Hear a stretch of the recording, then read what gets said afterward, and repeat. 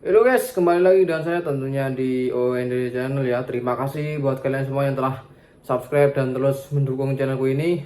Kali ini aku akan membahas part yang kedua ya guys. Itu rumah angker yang di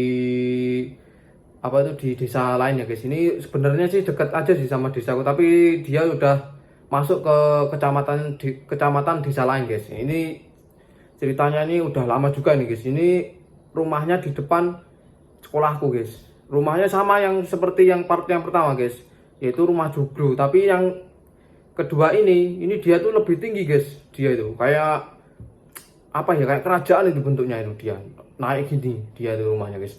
Dan ini ku awali ya guys, ini dulu pernah orangnya sendiri yang cerita guys. Ini dia itu waktu tidur itu guys. Ini kan orangnya kerjanya kan dulu tuh nggak salah itu ojek dulu guys. Dia tuh sering pulang malam, kalau habis apa itu banyak antaran itu dia pulang malam guys. Nah, waktu dia pulang tuh guys, dan dia itu nggak ke WC, dan dia itu langsung ke kamar tidur. Nah waktu dia tidur kan balik badan tuh sambil ngeliat atap itu guys. Itu kamarnya seperti ada gininya loh, ada atapnya gitu loh. Kayak kamar dulu kan mesti ada itu buat kelambunya itu. Nah di atasnya itu guys, si bapak itu ngelihat seorang wanita guys, wanita tapi matanya keluar guys, biji matanya ini keluar itu, sambil apa itu, mulutnya itu menganga gitu guys. Bayangin itu waktu dia habis pulang ngojek itu guys. Sontak orangnya itu nggak bisa gerak guys, itu katanya tuh ya, terus ada badapan terus itu sekitar 30 menit kalau tidak salah. Habis itu si setannya itu tadi ngilang, bapak itu baru bisa gerak guys. Habis bisa gerak itu dia nggak bisa tidur guys. Makanya itu orangnya itu kelihatan matanya itu hitam-hitam semua guys, hitam semua itu. Yang bagian bawahnya itu kayak ya namanya orang begadang ya kayak gitu guys. Terus yang selanjutnya itu, yang di belakang rumahnya itu kan ada sungai guys. Itu memang aliran sungai juga itu yang belakangnya itu. Dan di itu tembusannya itu sama dam gitu. Namanya kalau di tempat itu namanya dam, kayak apa itu, irigasi sungai itu. Ya itu tembusannya. Waktu itu mbahnya temanku itu guys yang lihat itu. Waktu sore menjelang maghrib kalau salah itu. Itu mbahnya itu ngelihat genderuwo guys. Genderuwo tapi itu baris itu guys, nyebrang sungai. Waktu itu sungainya itu waktu masih banjir guys. Dan genderuwo itu yang pimpinan yang pertama yang di depan itu dia ada tanduknya guys. Bayangin itu ya kayak siluman gitu guys, ada tanduknya, matanya merah. Dan itu yang paling ngeri pokoknya, itu pimpinannya itu guys, genderuwo itu nyebrang itu guys. Bayangin itu nyebrang itu waktu mau maghrib itu mbahnya temenku itu ngeliatin terus guys itu sampai yang terakhir nyebrang itu. Bayangin coba itu kayak gimana itu, gede itu yang dia lihat itu, hitam gede itu. Dan itu nyebrangnya itu banyak katanya, banyak banget itu nyebrang di kalinya itu. Setelah ngeliat itu sampai yang akhir itu, mbahnya itu langsung lari guys, langsung lari dia. Habis itu dia tuh kemana gitu katanya itu, kemana itu, nggak pokoknya nggak tidur di rumah guys, mungkin saking takutnya itu. Dan di WC-nya itu kan kalau rumah zaman dulu tuh guys, dia itu WC sama rumah itu dipisah guys itu. Jadi rumahnya ibaratnya di sini, WC-nya itu di sini di luar gitu. Nah di WC-nya itu sering terdengar suara orang mandi guys. Kan memang jadi WC itu deket sama pohon bambu guys. Berarti kalau yang pokoknya pohon bambu itu identik sama kuntilanak lah pokoknya orang Jawa itu. Nah itu sering terdengar suara orang mandi guys itu. Suaranya itu gayung gayung naik, nanti ada suara percikan air. Dan waktu itu pas nggak salah itu temenku sendiri guys yang lihat itu. Waktu sore-sore lah itu mau mandi. Di situ guys, di WC-nya itu ada perempuan katanya. Perempuan pakai baju putih, rambutnya itu nutupin mukanya, mandi guys itu. Ya pakai gayung itu mandi itu. Kata temenku loh. Pertamanya mungkin dikira mbahnya itu guys. Terus dia tuh balik lah. Terus dilihat lagi hilang, nggak ada itu guys. Bayangin itu, nggak ada udah itu perempuan yang tadi. Terus dia langsung lari itu guys, langsung lari dia terus bilang sama mbahnya, mbah ini tadi ada perempuan di situ katanya. Kata mbahnya, waduh nggak usah mandi di situ kata mbahnya. Nanti ku rebuskan air, nanti mandi di sini aja katanya. Kata mbahnya itu guys. Dan itu memang parah banget itu guys, parah banget angkernya. Soalnya di belakangnya tuh sungai gede juga itu guys. Dan di sungainya itu memang terkenal, mistiknya tuh terkenal banget itu guys.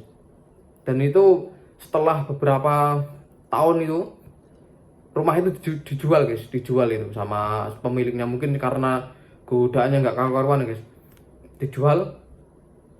Terus sama guru ngajiku itu dibeli guys.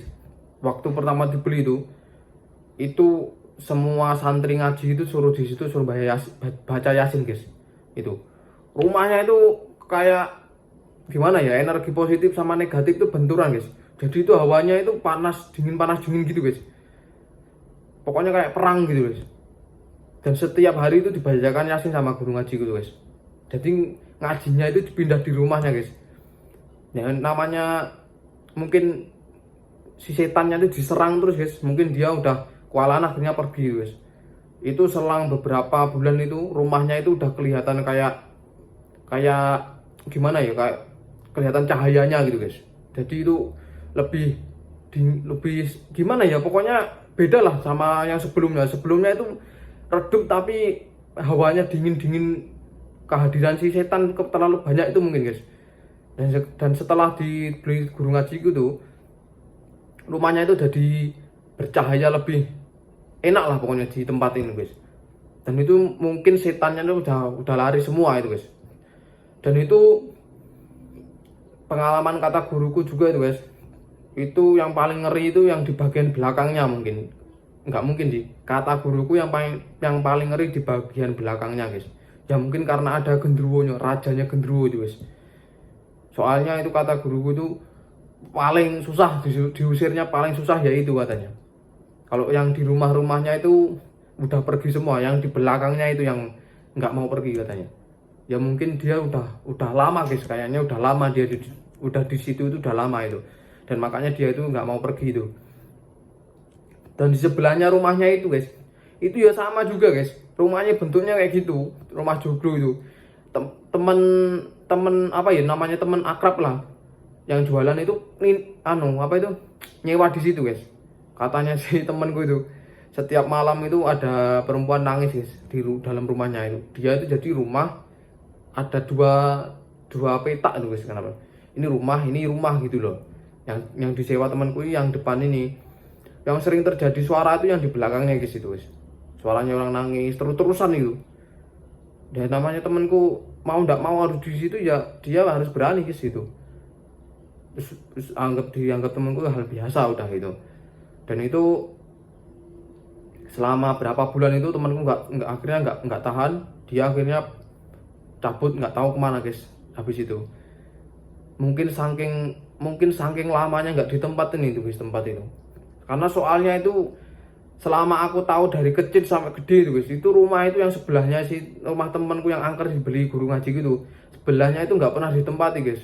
Jadi itu hawanya itu gelap dingin gitu, lebih parah lah dari yang part yang sebelumnya itu, lebih parah itu guys.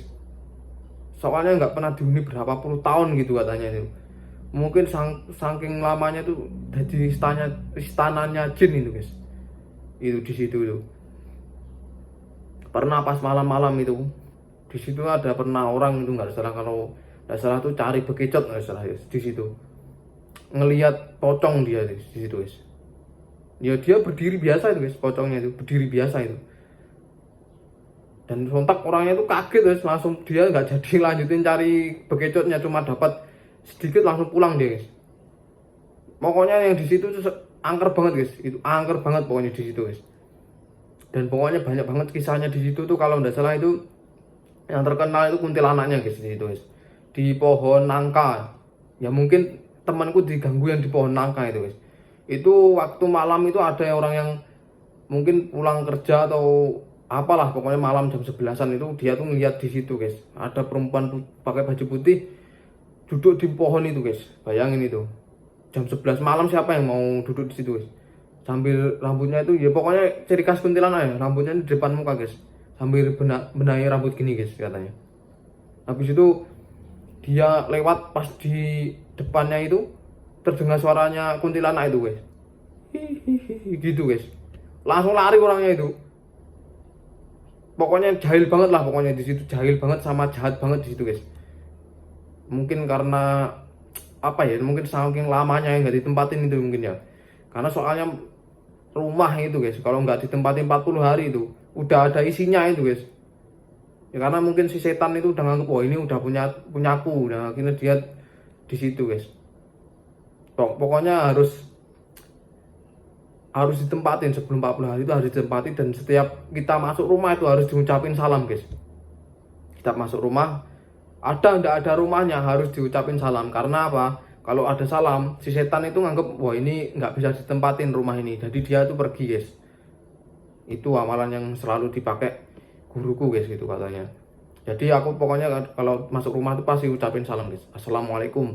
Ada orangnya nggak ada orangnya harus diucapin guys, karena si setan itu nanti nganggep rumah ini nggak layak untuk dia guys. Itu kata guruku kayak gitu guys. Makanya rumah yang dibelinya yang dulunya angker banget itu sekarang udah apa ya, ditempatin udah enak banget hawanya guys. Itulah sedikit yang bisa aku ceritakan guys ya, dari part yang sebelumnya ya guys. Mungkin kalau ada lagi nanti aku ceritakan lagi guys. Soalnya di tempatku tuh ada juga sih yang angker juga guys, tapi mungkin nanti aku cari tahu lah dari teman-temanku nanti guys. Oke, inilah cerita yang bisa aku ceritakan ke kalian. Sebelum mengakhiri videonya, alangkah baiknya kalian tekan tombol like, subscribe, dan share ke teman-teman kalian supaya channel ini bisa berkembang dan bisa memberikan video dan cerita yang lebih menarik lagi ya guys. Oke, sekian, terima kasih.